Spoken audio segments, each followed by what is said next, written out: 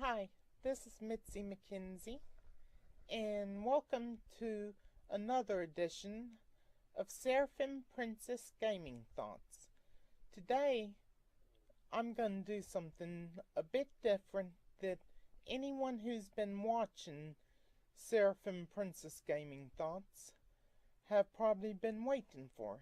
I'm doing a game review, and the game I'm reviewing today is Tetris Elements. As you can see, Tetris Elements is, of course, a Tetris game, but it's a Tetris game like no other.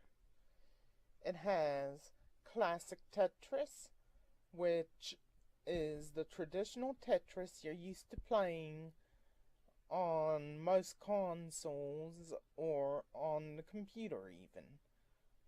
Then there is Stratosphere Tetris, of which you are playing Tetris, and every time you eliminate lines, a meteor is created that will either come down and make trouble for you, or it will help you eliminate more blocks.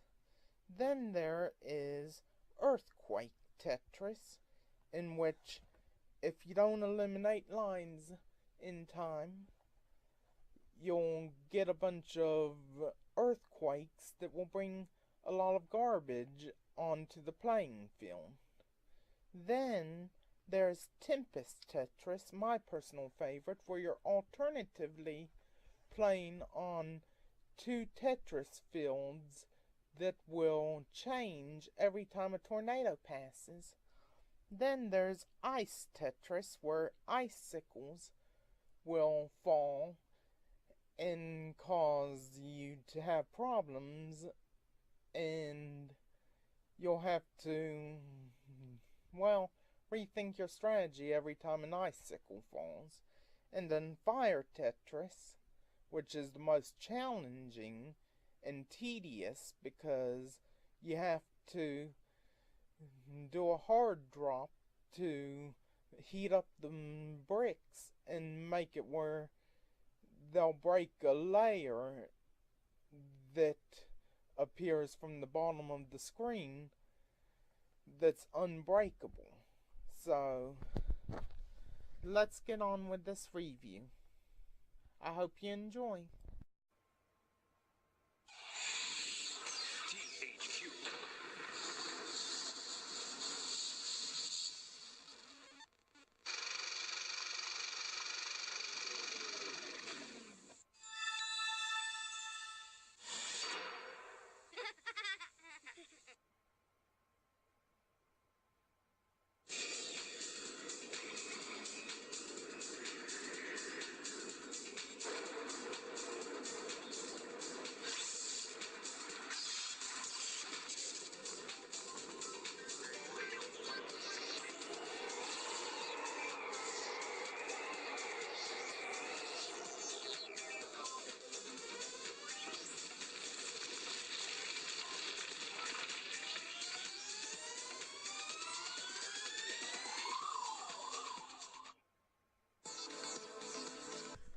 This is the login screen of Tetris Elements.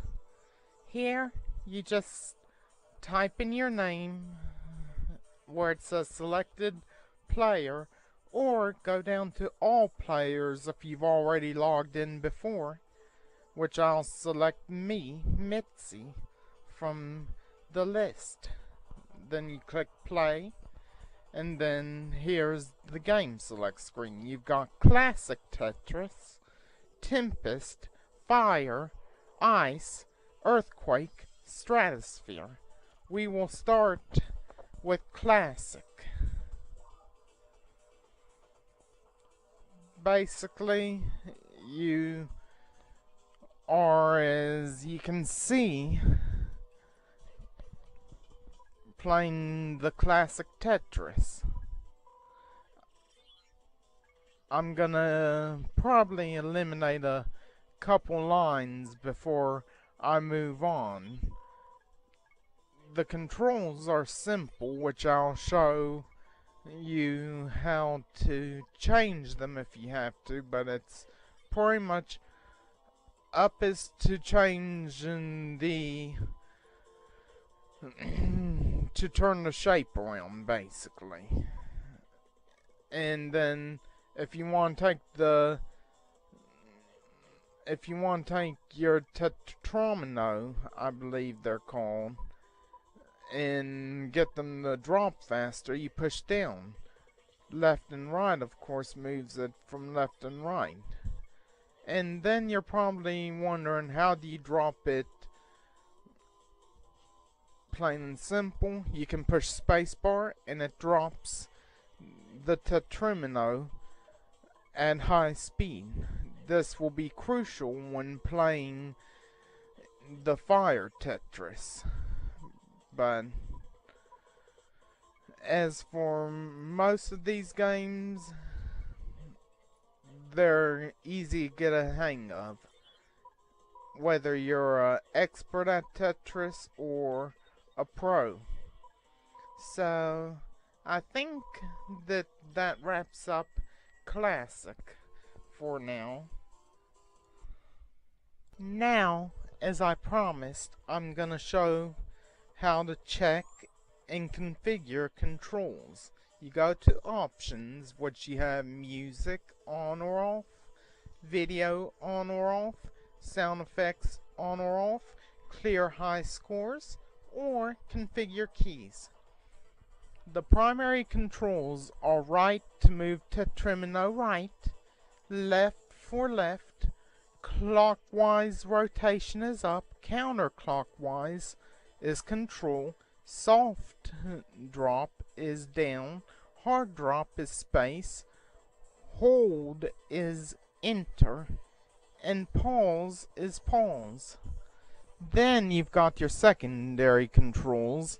Right is D, left is A, clockwise rotation W, counterclockwise E, soft S, hard drop tab, hold is F2, and pause is P.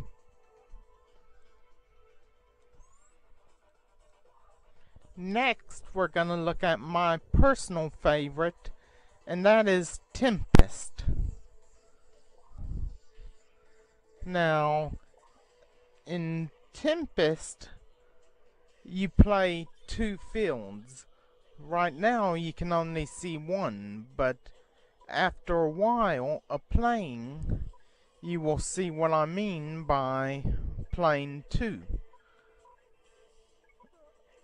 It may seem easy at first, as you see you're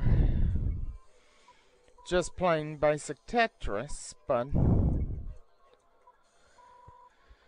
eventually it gets a lot harder. Even though I wouldn't say a lot, maybe a little harder.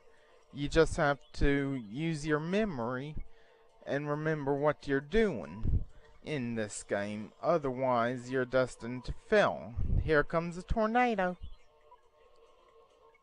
And then it turns. And you're on your second play field. Now, your second play field is pretty much the same as the other one, only you have a different setup depending on how you drop the blocks.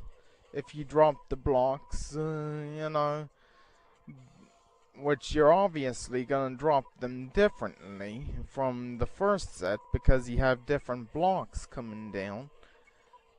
You have to just watch out and remember what you're doing every time it changes. Here comes the tornado again, and as you'll see, as soon as I drop this block, it's back to the first one. And if you remember to keep track of what tetriminos you had, it can be simple.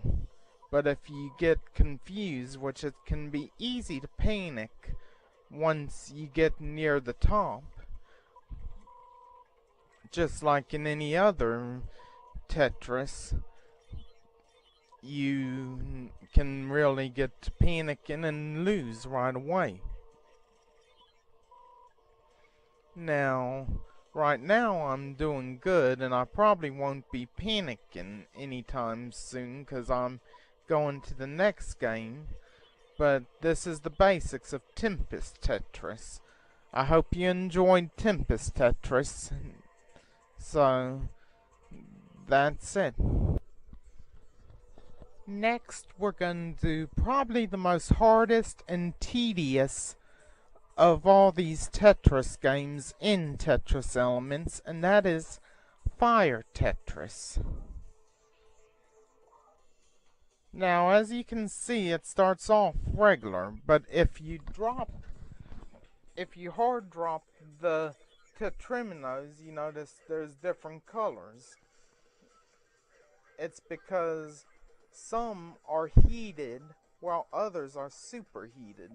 The darker is the superheated while the light is heated. And as you play, you'll notice that a gray layer comes up. That is the layer that I'm talking about that you can't destroy, at least not normal ways. You have to have a line eliminated of superheated blocks, or at least heated for the most part, and it will eliminate the blocks in a more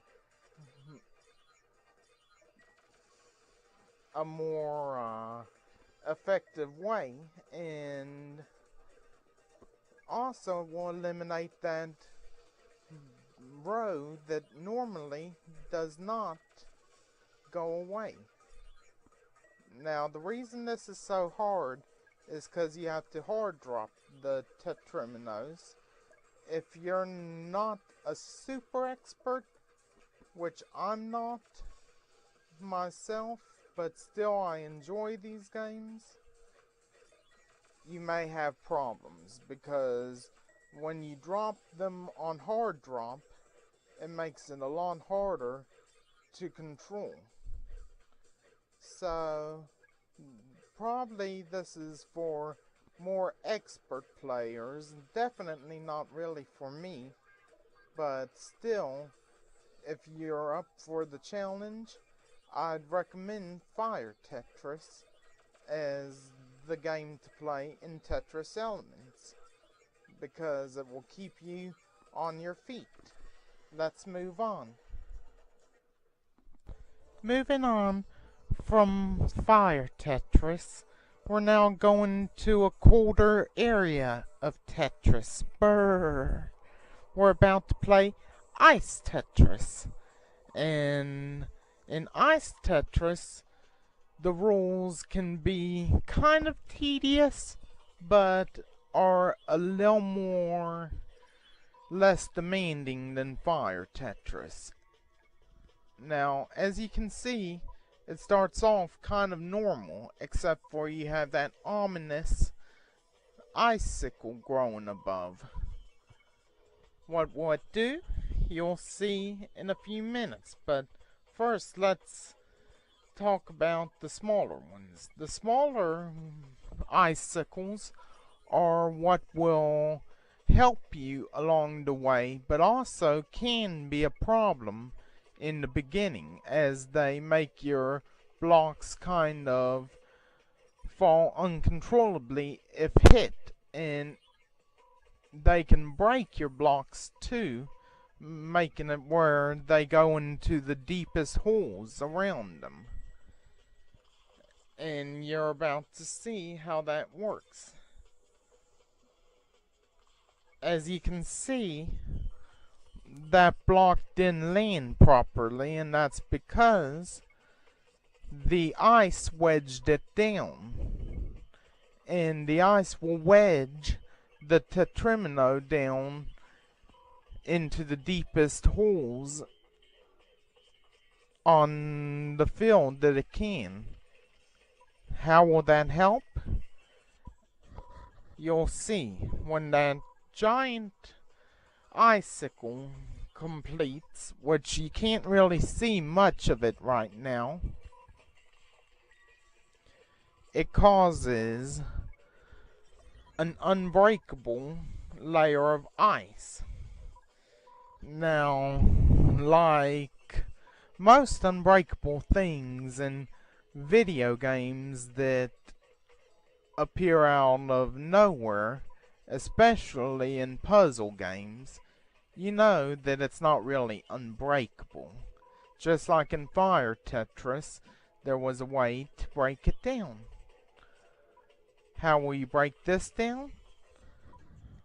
You'll see as soon as I can get it to fall, which I believe it grows more based on how many lines you complete, which makes it kind of a pain to deal with, because the longer you're doing good, the eventual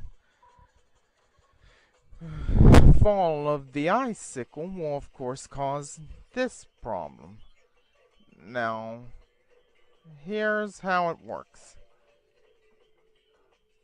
You need to use a lot of strategy, especially in the condition I'm in, with the icicles above. You want to knock them down as much to where they are wedged as possible. And it doesn't always work in your favor, as you can see. Now, I got off to a bad start, of course, and may not be able to show you exactly how to destroy this. Well, maybe I will. It looks like things are starting to work in my favor, because as you can see, I'm about to get a line formed underneath, and that's the key to eliminating that ice.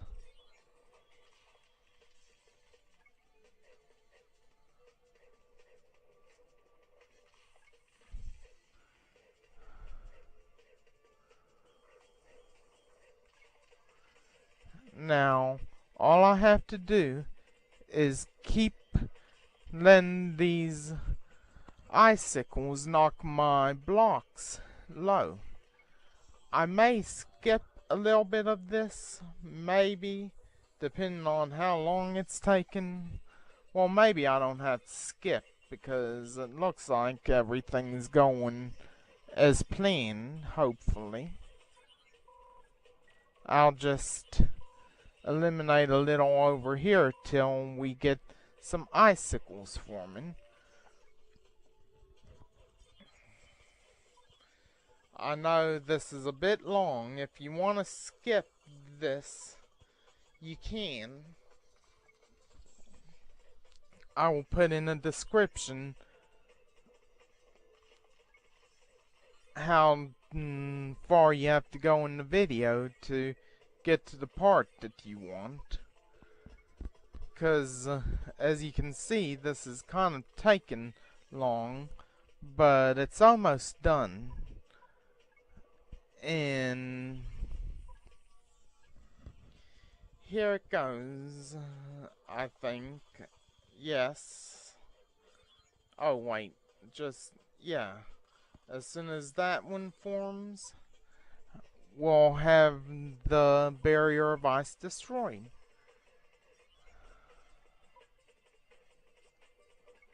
But first, we have to wait for the ice to grow. Just one more icicle left, and then it will be out of our way. unless another barrier forms, and even then, here it goes. See?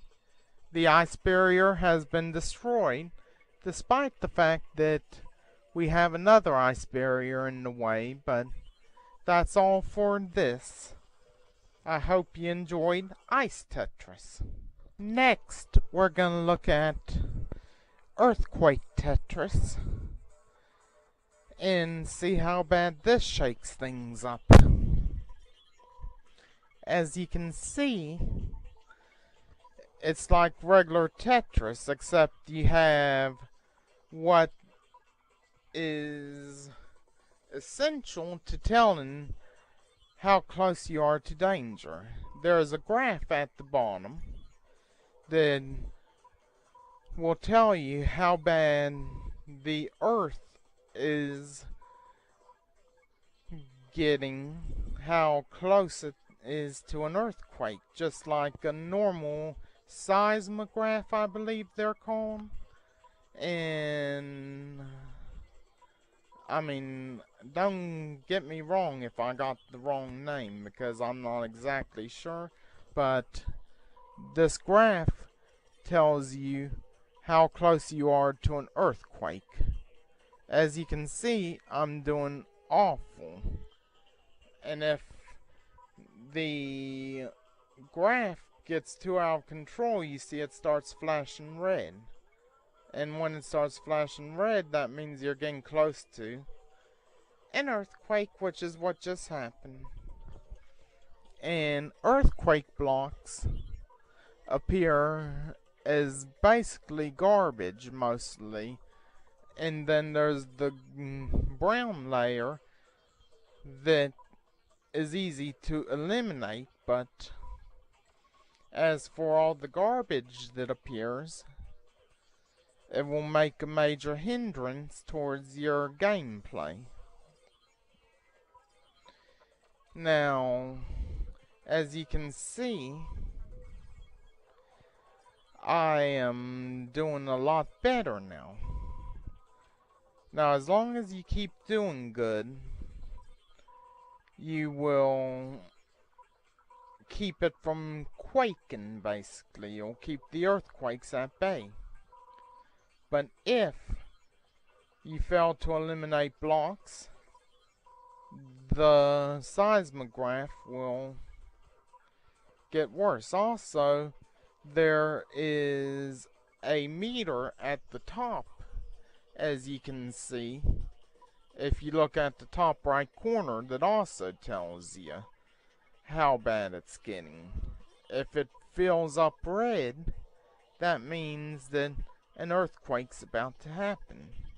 So you want to avoid red at all cost, and that's by eliminating blocks. And if you can get enough lines made with the tetriminos or blocks, you can pretty much eliminate a lot of the meter, but not all of it. So eventually you're gonna get an earthquake, plain and simple, in this game.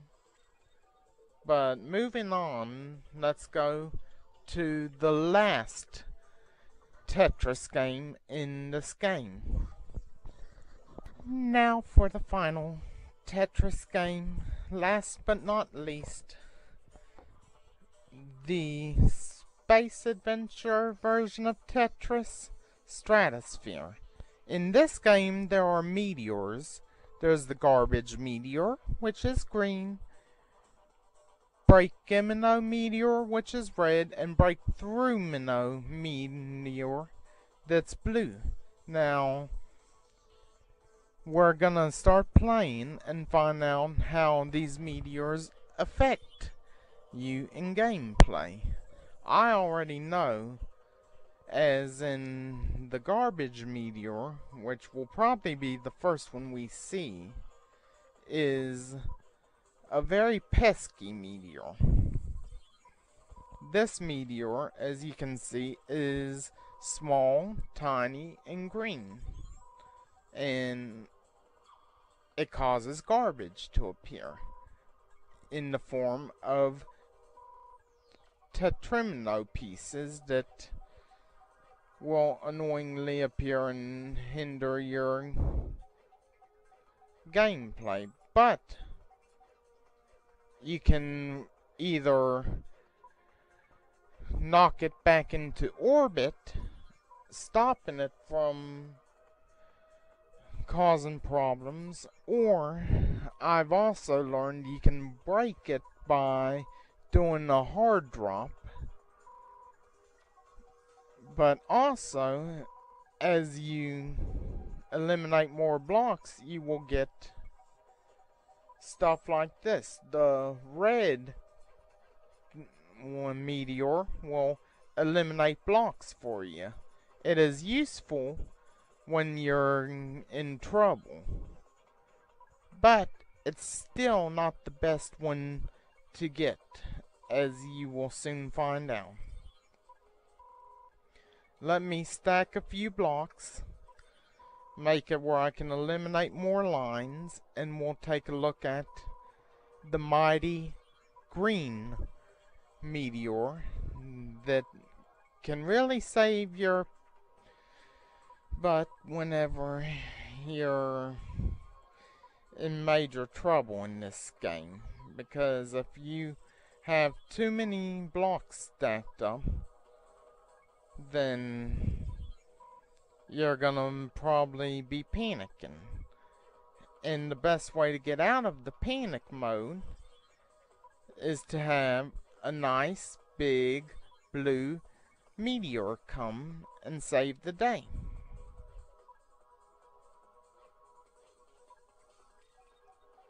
As you can see, a green one's about to appear, and I don't think I can stop it.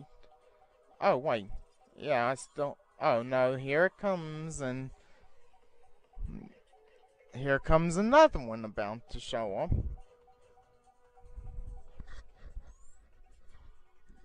As you can see, you'll mostly see the green ones, unless you're lucky enough to get what we've been looking for, the blue one.